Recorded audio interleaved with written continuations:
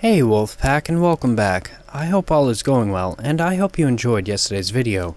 Today, we're reading Why I Quit My Job as a Hitman, written by Blue Wake. With that said, whether you're sitting around a campfire, or on the night shift, or even laying in bed, let my voice soothe your nightmares.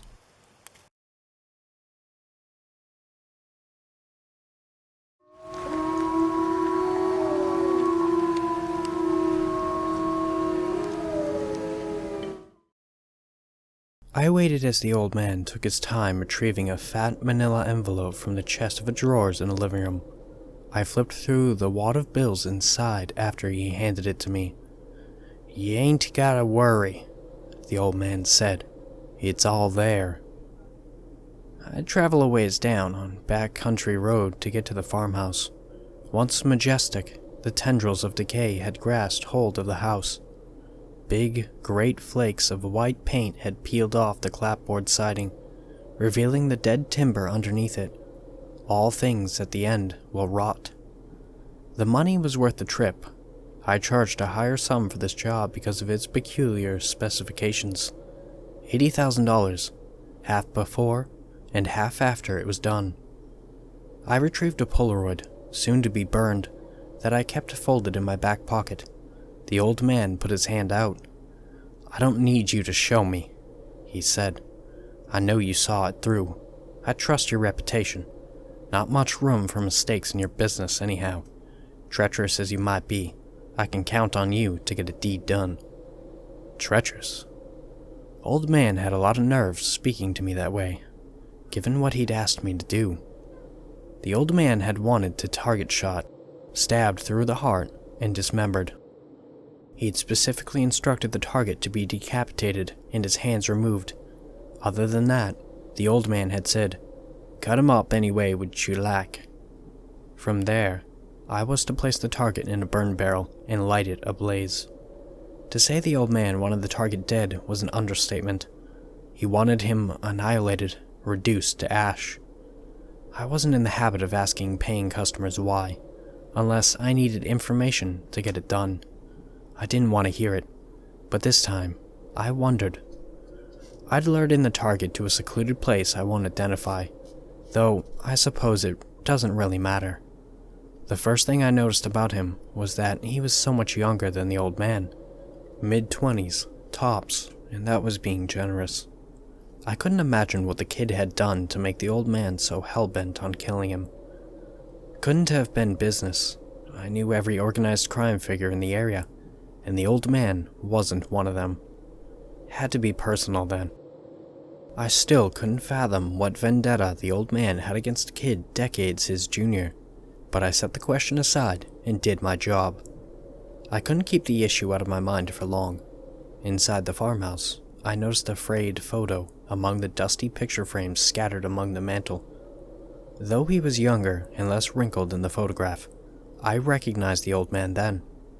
He was picnicking in a field, one arm around a border collie dog, and the other around a brown-haired woman. In front of the adults sat two children, a smiling young girl who looked much like her mother, and an older boy with a 1,000-yard stare. His gaze was unsettling. It was almost as if, from that still moment in the past, he was sitting in judgment. Despite his age in the photo, I recognized him instantly.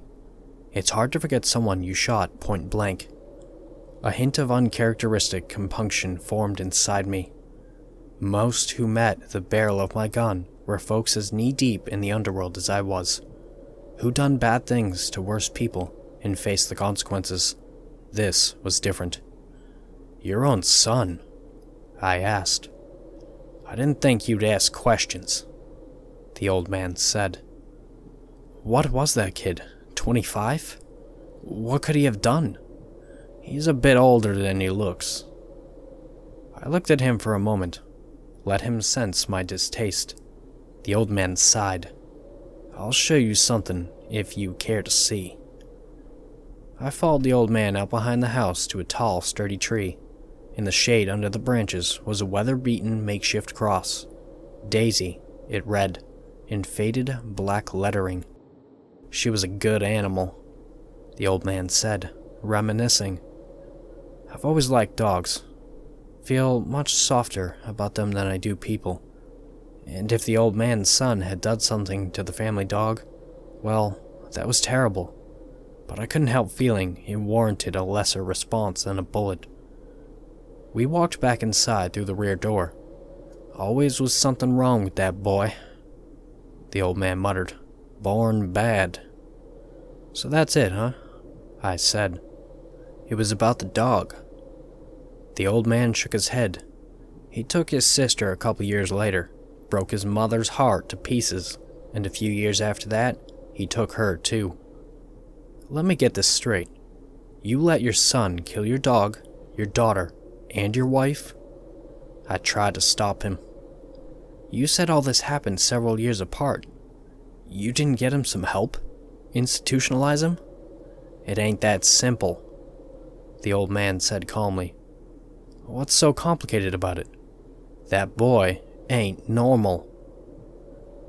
The old man handed me 2 thin items out of the same drawer from which he'd produced the envelope. Laminated memorial cards, of the sort handed out at funerals, complete with the images of the deceased. One memorialized a young girl, and the other an adult woman.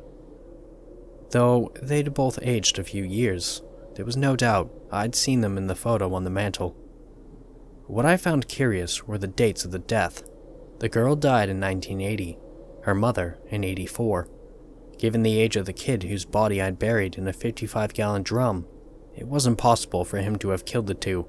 Matter of fact, it wasn't even possible for him to be the woman's son. I began to think the old man wasn't as sharp as he seemed.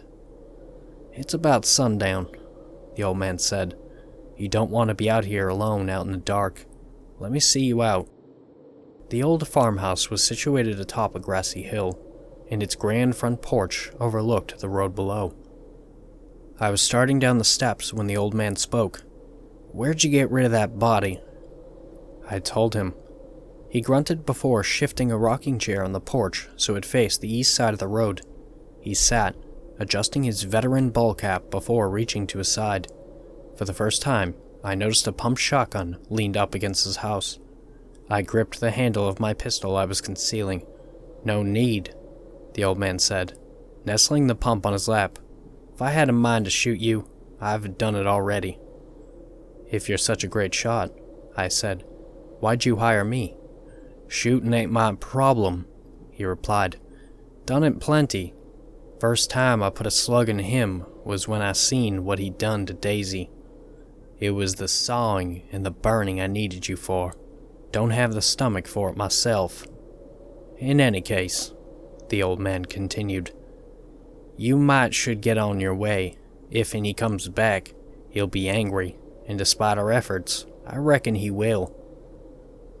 I drove back east where I came down the road, feeling a bit troubled.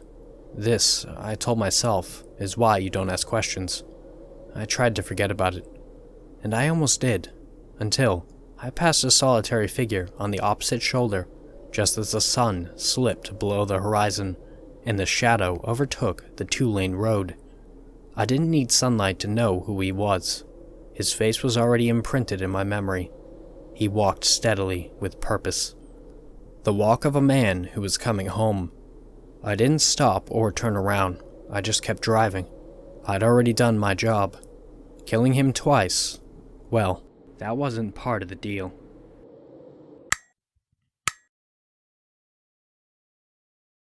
Thanks for listening, Wolfpack. If you want to submit your own story, the links for my email and subreddit will be down below. I've also created a Discord, so if you want to join that, the link will be in the description down below as well. Don't forget to like, share, and subscribe. And with that said, have beautiful nightmares, and I will see you next time.